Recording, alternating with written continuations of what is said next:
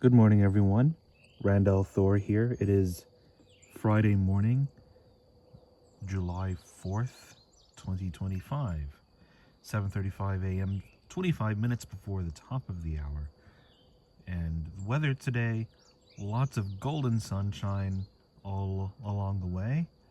No chance of rain. Highs up in the upper 80s Fahrenheit, around 30 Celsius. And that is going to continue into the evening and overnight. The next best chance of rain is on Tuesday, coming up Tuesday next week. Until then, weather is pretty stable, warm, sunny weather until then. There's nothing to celebrate today. I'll go ahead and tell you that. Not really. Especially given yesterday. But let's not go into that here. One thing I wanted to discuss today, I've been rereading one of my favorite manga series, and if you know me, you already know what manga and anime series that is. An anime slash manga series that had a huge impact on me 20 years ago. That, of course, being Full Metal Alchemist. Currently, several years ago, I collected all the 3-in-1 volumes. I don't know if you can actually see that. Kind of, maybe, sort of. Where all the volumes were combined into 3-volume sets. It makes collecting them easier. Anyway, for those who aren't familiar with the series, haven't read or seen it for whatever reason, it's been 20 years. It focuses on these two kids. They're teenagers at the time of the books, at the time of the story. Edward and Alphonse Elric. Their father left their family when they were just little kids, and their mom passed away soon after. And Edward and Alphonse, studied alchemy and discovered the idea of human transmutation, and they wanted to use human transmutation to bring their mother back because they just wanted to see her smile again. And they do the human transmutation.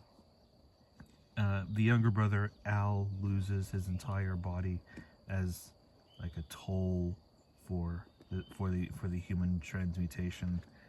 Ed loses a leg, and Ed then sacrifices an arm to rescue his brother's soul, which he attaches to a suit of armor.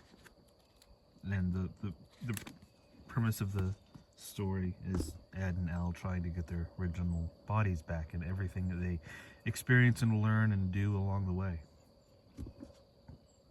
Really good series. Back in 21 years ago. 20 years ago, right now, I was on summer break from university. I had just finished my first year at Western Carolina University. I was still technically, I'm going to connect dots eventually. See, when I started at WCU, I thought I was undeclared as a major, but I guess since I took so many computer science classes in high school, WCU for some reason put me in the math department. And I didn't realize that. All I knew was that I was taking a lot of math classes for some reason. And it wouldn't be until 20 years ago this fall, my third semester at Western, that I realized, you know what? Why am I in the math department? I don't want to be in the math department, because it was the fall semester of 2005 when I took logic and proof and calculus 2 or 3 or whatever, and I was like, screw this. I'm an English major. I'm not a maths person. I'm a poem person, poetry, professional organization of English majors. So I switched my major over to English focus in journalism, minor in Japanese studies. That's what I was over at Western. So, to tie this back together to the previous story, right before I had started at Western, I discovered, Full Metal Alchemist, and then I discovered the Anime Club, and the Anime Club was the one student organization of which I was a member from my first semester all the way through to when I graduated. There was another student organization my last year that I was unofficially a member of. I wish I had actually officially joined it. I say unofficially because I hung out with and was friends with everyone in the club in that student organization. Of course, I'm talking about the LGBTQ student organization, which, does that even still exist nowadays? Sad to say, horrified to say, to even suggest. But I was unofficially a member there, and I hung out with everyone in that club organization. More at that point in my last year, more so than I was Anime Club. I had shifted more from Anime Club over to the LGBTQ club organization.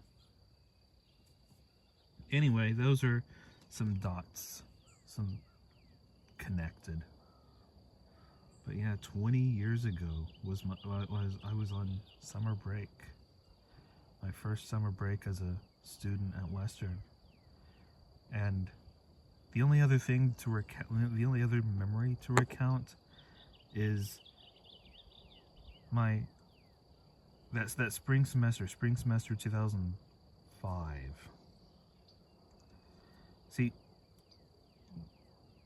room selection was done in person back then. Spring 2005 was the last semester when they did room selection in person. And the way they did room selection is that they slated one day where representatives from all the different residential halls on campus got together in the grand room of the UC, which is this large empty room on the second floor of the UC University Center. And each dorm residential hall had a table with sign-up sheets, and the whole idea is that students would line up and would file through, and after having paid, I think it's like you have to pay a $150 deposit and sign a form, then you're able to go in. Then you would be able to go in and select a room for the following year where you would live. See, I was, of course, because the drawback to that is it's a line, so it's first come first serve, which I guess translates over to online too, but it's just how it's done. So, tying back to Full Metal Alchemist, one of the major locations in that series is the capital city of the country of Amistris, Central. That's a major location in Full Metal Alchemist, is the city of Central. So there was a residential hall at Western. At the time it was the newest and best residential hall, called Central Drive Hall. It's been since renamed officially to Judicola Hall, but back then it was Central Drive Hall, and it was the newest and cleanest and most modern and up to date and most popular dorm on campus, and a bunch of friends in Anime Club who were all FMA fans. They were all like, they all got together and were able to get rooms in Central. And the whole joke was, hey, they were moving to Central. Like Roy Mustang. Colonel Roy Mustang. So I wasn't able to coordinate with the group, but I still thought, hey, maybe I'll have a chance to get a room in Central. But by the time I got to room selection, all those rooms in Central was taken. There were no rooms available in Central. Every single room was taken. So I just, without knowing any other dorms, I just resigned myself to just keeping the room that I was in Albright Residential Hall. So I kept, I was my freshman year. I was in living in Albright Residential Hall, room 313, where I claimed and stayed the following year. And that following year, I remember fall 2005. I just had some randomly chosen roommate, just some other guy who happened to also choose that room. But the funny thing is that guy was hoping to room with one of his friends, and when his friend's roommate moved out, my roommate moved in with him, which meant that for the rest of that year, 2005 2006, I ended up with a double room to myself, which was cool. And this has been a long rambling rant for, no reason. 11 minutes. Thank you for listening.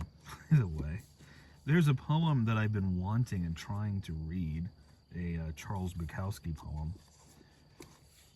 I was going to read it one day earlier this week, but then I accidentally dropped my I accidentally dropped my phone and hit pause somehow, so I just decided to end the recording. But here we go. I'm finally going to read it. This is Dostoevsky by Charles Bukowski. Maybe you recognize the name Bukowski. Hopefully you do. Hopefully you recognize one of the Beats writers. Here we go. Against the wall, the firing squad ready. Then he got a reprieve. Suppose they had shot Dostoevsky before he wrote all that. I suppose it wouldn't have mattered, not directly. There are billions of people who have never read him and never will. But as a young man, I know that he got me through the factories, past the whores, lifted me high through the night, and put me down in a better place. Even while in the bar, drinking with the other derelicts, I was glad they gave Dostoevsky a reprieve. It gave me one, allowed me to look directly at those rancid faces in my world. Death pointing its finger, I held fast, an immaculate drunk, sharing the stinking dark with my brothers. That was Dostoevsky by Charles Bukowski, right here on Daily Weather Report. Another feature-length episode, just because I start talking and never shut up. Thank you for listening. I hope everyone out there stays safe. Hope everyone out there is well. Have a good Friday. Be well. Be good to each other. Be kind. Be well. I love you all. Randolph Thor. Good day.